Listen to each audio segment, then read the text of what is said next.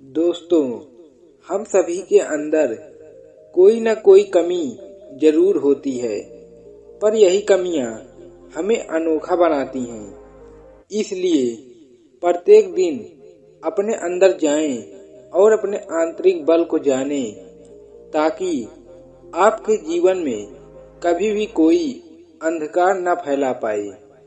दोस्तों, इसको हम आपको एक कहानी के माध्यम से समझाने वाले हैं। एक बार बुद्ध अपने शिष्यों के साथ भिक्षा मांगने के लिए किसी गांव की तरफ जा रहे थे।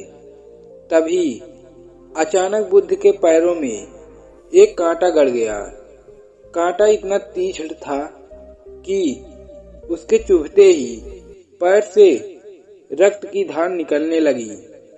बुद्ध के शिष्यों ने रक्त को रोकने के लिए एक कपड़ा फाड़कर बुद्ध के पैर पर बांध दिया। इस घटना को कुछ लोग देख रहे थे, जो कि बुद्ध से ईर्ष्या करते थे। उन सब ने बुद्ध से कहा कि हम तो तुम्हें परम ज्ञानी समझते थे, लेकिन तुम एक छोटे से दर्द को भी सहन नहीं कर पाए।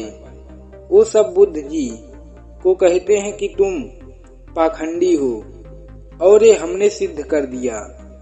ये कांटे हमने ही बिछाए थे। और वो सब कहते हैं कि तुम्हारा इस गांव में स्वागत नहीं, तिरस्कार होगा। इस गांव में तुमको कोई भी भिक्षा नहीं देगा। बुद्ध जी उन लोगों की बातों को सुनकर कहते हैं कि कृपया करके मुझे इस गांव से भिक्षा ले लेने दो। बुद्ध से ईर्ष्या करने वाले लोगों ने बुद्ध का मजाक बनाते हुए कहा कि अगर तुम्हें भिक्षा लेने के लिए इस गांव में आना है, तो तुम्हें अपने रक्त का बलिदान करना पड़ेगा। पहले तुमको इस कांटों के रास्ते से गुजरना पड़ेगा। भगवान बुद्ध उनकी इस शर्त को स्वीकार कर लेते हैं और बड़े साहस के साथ कांटे के रास्ते पर चलने के लिए अपने कदम को बढ़ाने लगते हैं। बुद्ध मुस्कुराते हुए कांटों पर चलने लगते हैं। बुद्ध के साहस को देखकर गांव वाले आश्चर्यचकित रह जाते हैं। कुछ लोगों की आंखें फटी की फटी रह जाती हैं।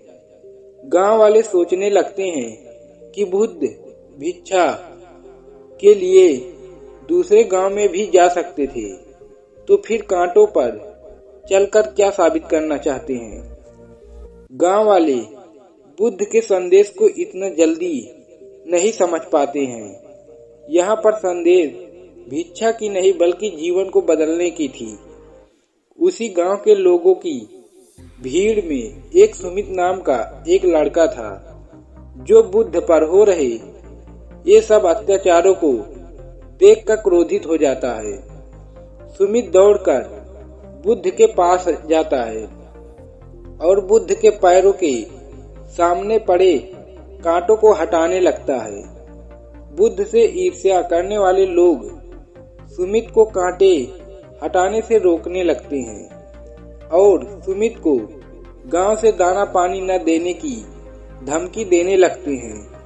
सुमित ने किसी की बातों को न सुनकर कांटों को हटाते हुए बोला, हे भगवान, आप इन मूर्ख लोगों के लिए अपने आप को कष्ट में क्यों डाले रहे हो।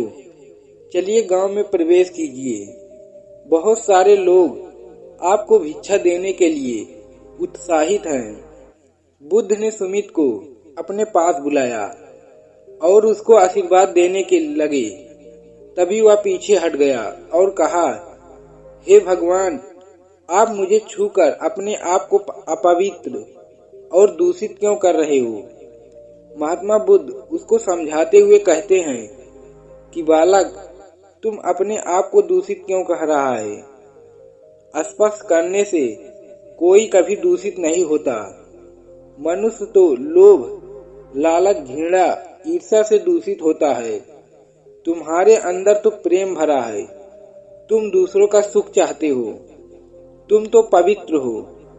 बुद्ध के इन सब बातों को सुनकर कुछ लोग बोले, तुम तो अपने आप को बड़े ज्ञानी समझते हो, तुमको जाति का कोई भी ज्ञान नहीं है, तुम अत्याचारी हो, तुम बड़े ही शांत मन के स्वभाव से कहते हैं कि मानव से मानव की मानवता को छीनना पाखंडी की निशानी है।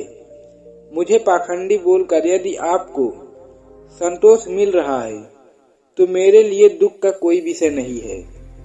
कुछ लोग बुद्ध को भला बुरा कहने लगते हैं, परंतु यह तो धर्मशास्त्र है, फिर यह अत्याचार कैसे हुआ? बुद्ध कहते हैं, हमारी उत्पत्ति इस सृष्टि में हुई है। नदियों का पानी सभी की प्यास समान रूप से बुझाता है। खुले जंगलों की हवा भी हमें समान रूप से आनंद का अनुभव कराती है। खुला आसमान भी हमारे पिता के समान हमारी परवरिश करता है।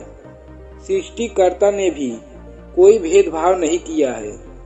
फिर हम इंसान कौन होते हैं भेदभाव करने वाले? मानव में भेद करके अपने संबंधों को बिगाड़ता है। बुद्ध के इस वचन को सुनने के बाद कुछ लोग कहते हैं कि अगर आप इतना ही कहते हैं तो सुमित को अपना शिष्य क्यों नहीं बना लेते? बुद्ध ने कहा, अच्छा ठीक है। बुद्ध ने कहा, यदि सुमित तुम चाहते हो तुम मेरे साथ मेरा शिष्य बनकर चल सकते हो। बुद्ध के कहने पर सुमित अपने गुरु के साथ चल पड़ता है और यह पहला नीच जाति का बुद्ध शिष्य बनता है। इस पूरे गांव के लोगों में से केवल सुमित का जीवन बदला, से सभी लोगों का जीवन रूपांतरित हुआ। जब भगवान आपकी मुट्ठी से कुछ ले लेते हैं तो इसका मतलब ये नहीं है कि वो आपको सजा दे रहे हैं, वो तो सिर्फ आपका हाथ खोल रहे हैं ताकि आप कुछ बेहतर प्राप्त कर सकें। किसी भी कार्य में सफलता पाने के लिए आपकी एकता होना बहुत जरूरी है और एकता होने के लिए आप लोगों में प्रेम, स्नेह और विश्वास होना बहुत जरूरी है। स्नेह के आधार पर ही हम सहयोगी बन पाते हैं। दोस्तों, हमें उम्मीद है कि आज आपने इस वीडियो से कुछ न कुछ जरूर सीखा होगा। इस वीडियो से आपने क्या सीखा है? आपने जो कुछ भी सीखा है वो मुझे कमेंट में बता सकते हैं। इसी के साथ मैं उम्मीद है कि आप सभी को आज की यह वीडियो जरूर पसंद आई होगी, तो वीडियो को लाइक और अपने दोस्तों के साथ शेयर जरूर करिएगा और हमें ऐसे ही सपोर्ट करने के लिए चैनल को सब्सक्राइब और घंटी बटन को जरूर दबा दीजिएगा। तो चलिए मिलते हैं ऐसी ही एक और वीडियो में। तब तक के लिए अपना ख्याल रखें। धन्यवाद।